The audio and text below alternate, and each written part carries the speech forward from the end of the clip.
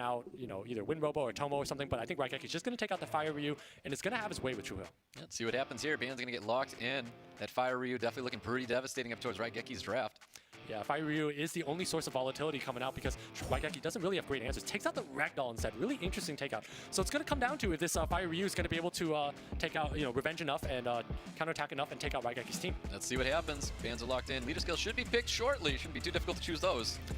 Definitely should not be. I mean, but it's going to come down again to that Fire Ryu versus the team here. Raigeki's going to have no problem cleaving down the first 3 units of Truel, but you have that Fire Ryu versus the rest of Raigeki's team. Wow, deep breaths for both these players here. The nerves might be kicking in. Let's get into it, guys. We've got Raigeki with the segment taking first turn, landing that reset on top of the Shizuka. That's a big land, but that's also some fair bit of damage coming out and branding onto this Robo G92. Wow, 1, 2, 3. Not getting that fourth stun there with that Wind Robo. But again, this Fire Ryu hurts. That Wind Robo definitely basically just got healed, but beforehand, less than half HP. Yep, there's that Kama finally landing on top of the Dominic as well. A little bit of poke damage coming out here. We have a lot of damage coming towards that branding sitting on top of that Wind Robo. So Raigeki's path to victory is landing an attack break on the Fire Ryu. If he's able to land that attack break on the Fire Ryu, he instantly has a green light to win the game and go for the Fire Ryu. Without that attack break, he's got no chance of winning. A little damage coming back to that segment as well. Defense break does land on top of the Masha. Still have that Kama land on top of that Dominic. Dominic can't use any skills just yet. Yeah, again, this all comes down to attack break, and if he's able to get it onto the Fire Ryu. It does get a little bit of glancing stuff here on top of that Fire Ryu. A lot of negative effects out here. Karma spread everywhere, though. Yeah, definitely a lot of negative effects everywhere. Again, Raigeki's going to take out the other 3 units very easily, and it's going to come down to this this attack break if he can land it on that Fire Ryu. Yep, Dominic's going to get dropped. We got a dismounted Narsha. We have an almost dead Shizuka as well.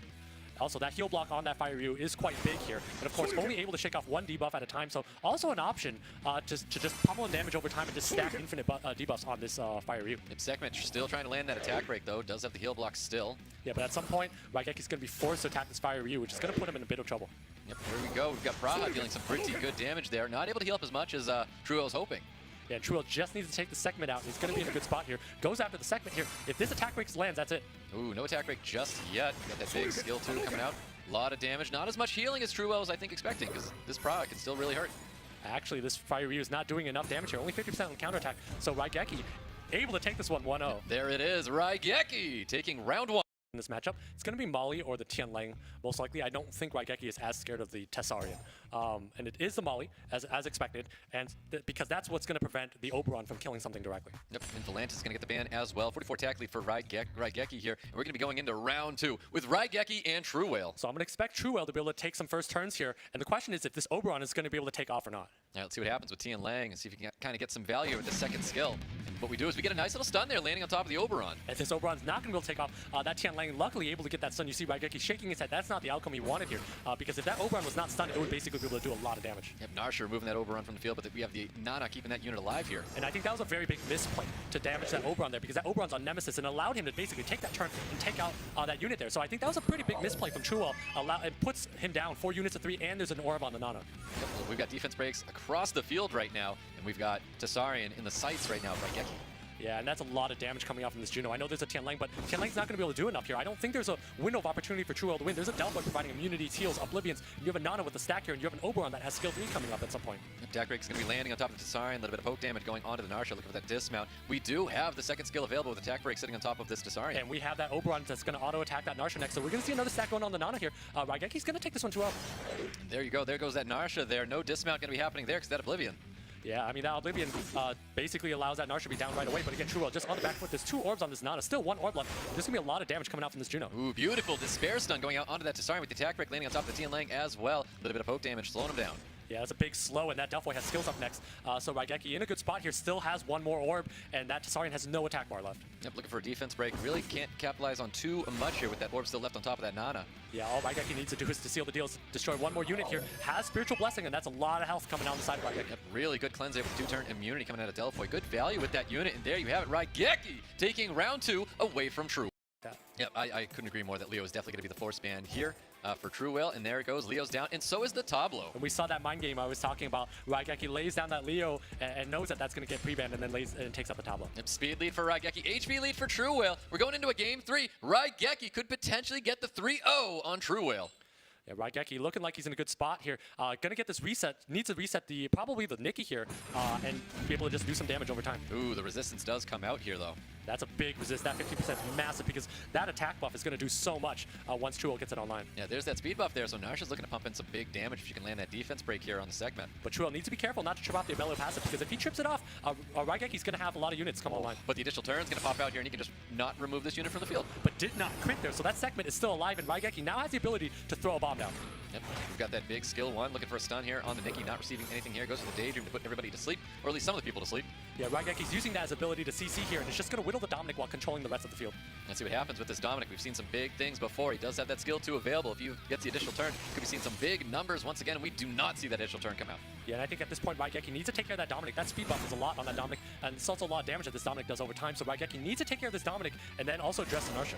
Yep, a little bit of damage there going into the Nikki from the Praha. We could see a wild blow coming out on top of the Nikki as well, so the bomb definitely can confirms kill. I think he's gonna transform into Bello because at this point here, one more if he brings another unit down into 30% range, that Bello is gonna trip off again and gonna be able to boost and heal again. Yep, Dominic just with first skill available might take advantage of the branding effect on top of this segment. Can he confirm kill? He does finally confirm the kill. Nikki does stay alive though. Nikki definitely stays alive, but at this point Praha can just auto attack and kill it here. Raigeki definitely needs to take care of this the damage deal. There's just so much damage coming from the side of Truel. Yep, there really is. Let's see what kind of well, he's gonna choose to get rid of that Nikki no matter what here. But no proc there means that he does not have skill 3 until next turn, so Ricky needs to survive here. Oh man, that's a big violent there with the defense break landing on top of the CR. Truel definitely gonna be staying in this match, removing that unit from the field. Massive proc there. If he did not get that proc, Raigeki would be in a lot of trouble there. But unfortunately for Raigeki, he does get proc'd on and needs to find a way to down this Narsha. Yep, good little damage there going on to the Narsha. Looking to get that big dismount here. Dominic's got turns up right now, getting that heal block on top of the Praha. Just tough for Raigeki to be able to take this one home because he's got 2 water units fighting the Dominic that juiced out. I don't think he's going to be able to take it. That is one juiced up Dominic, and there you have it. Truel takes a victory here in round 3. Kind of a couple of... That's a great pick by him. I still think it gets banned because Segment then has to ban one of Raigeki's units or reset one of Raigeki's units, and there's too many things to reset. So probably the Robo ban, and then if I'm true, I'm probably looking to take out the Volantis here or the Juno. I mean, the Juno is probably the best ban just because of how well ruined it is. Ooh, Volantis is going to get the ban in that win. Robo is going to get the ban as well. So as expected, I mean, Volantis first reaction, Juno also a good ban. We'll see where we go, but I think Raigeki has a pretty good lineup, a lot of good middle speed units. Yeah, most definitely. This is round number 4, guys, with Raigeki and Truel. Raigeki can end it here, but Truel looking to hold on and take this into a game 5. We'll find out. Segment landing that reset on top of the Praha.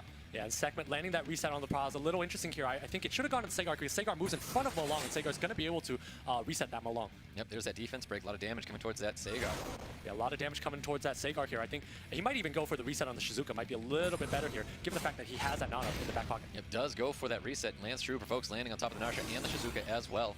And so Raigeki going for that skill too, probably thinking he's in a lot of trouble, wants some Despair Stuns, but unfortunately does not get those Despair Stuns. Ooh, I mean, the stun's going to be landing on top of the Juno. That's not the kind of value the Truel is going to be looking for here. Yeah, but I think it's Raigeki just needs to find a way to get some traction here. That Juno being stunned is big, and not a lot of heal blocks going on the side of Raigeki. Nope, not a lot either. Does get the additional turn. He can confirm that kill on top of the Sagar here. Does confirm the kill on the Sagar, but that Juno is going to provide a really big heal. Yep, oof, so much healing coming out of Juno there. A lot of value on the side of Raigeki right now. A lot of value on the side of Raigeki, but you do have a Molong with its skills up, so that Molong's going to be able to take out a unit.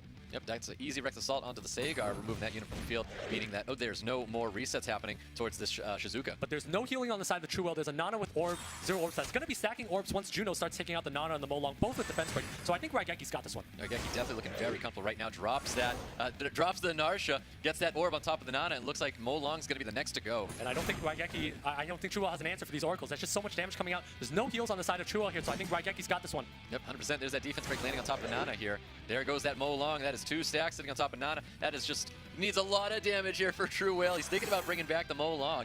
Doesn't have that skill 3, obviously just used it, so Truel in a lot of trouble here. The additional is just so much damage coming out from Raigeki. He did get some pretty good value with that skill too. It's just not going to be enough here. Yeah, he actually got insane value from that skill too, but again, not enough. That's a big Despair Stun on that segment there. Again, Truel really doesn't have an opening here. Doesn't have an opening at all. We're going to see just more poke damage coming out onto the segment. Juno looking to clean up some units here. I mean, those are some heavy additionals. Those are 2 stacks on that Nana. That's a lot of virtual healing there. I mean, Raigeki's just in such a dominating position here, and I think we're going to see a new champion. Yep, a new champion in the form of Raigeki, finishing off that segment right there. That's going to be it. Truel's clapping for him. He knows that this match is going to be lost here. Here comes in more damage, and Raigeki is going to be our America's Cup champion.